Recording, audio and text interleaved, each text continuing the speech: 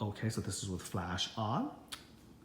First stop, let's take a look at the head again with flash. I don't think the flash adds too much to this. By the way, it's really nice that's magnetized, so the head's not gonna topple off accidentally. He signed the bottom here, right there. So, you know, very nice. Here we go. All right, so that's the regular head right here.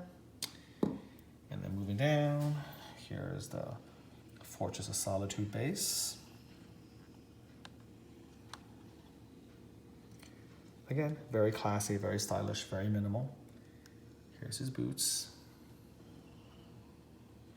And hopefully you can clearly now see the stitching, the fabric, the details of the fabric. Here's his hands. Again, see the vein work here. Same thing here.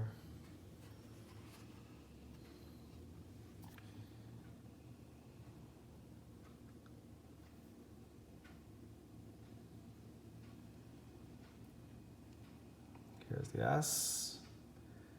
This feels like some sort of, I don't know what to call this even.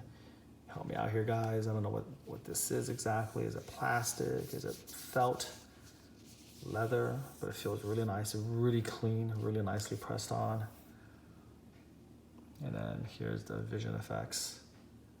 So basically the eyes are hollowed out, and then you just basically shove this in. And there's another pair where there's none of these little tendrils. It's just the red agate eyes, and you put those in. But again, in my opinion, this would have looked a lot better with light up.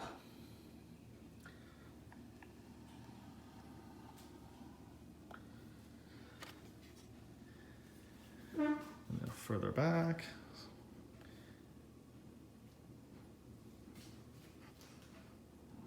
Let's spin him with flash light.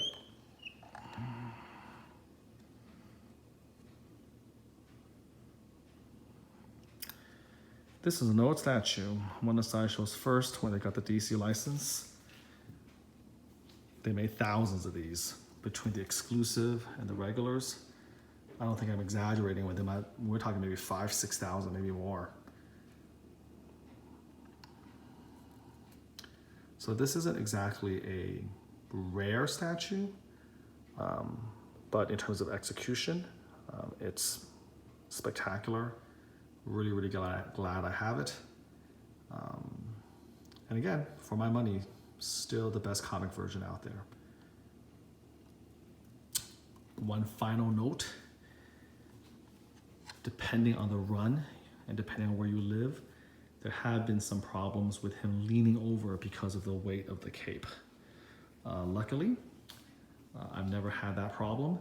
And when I did this review, I kind of took a look at him, and he doesn't look like he's leaning really appreciably at all. And I've had him for ever since he came out. So I'm thinking at least 2 or 3 years.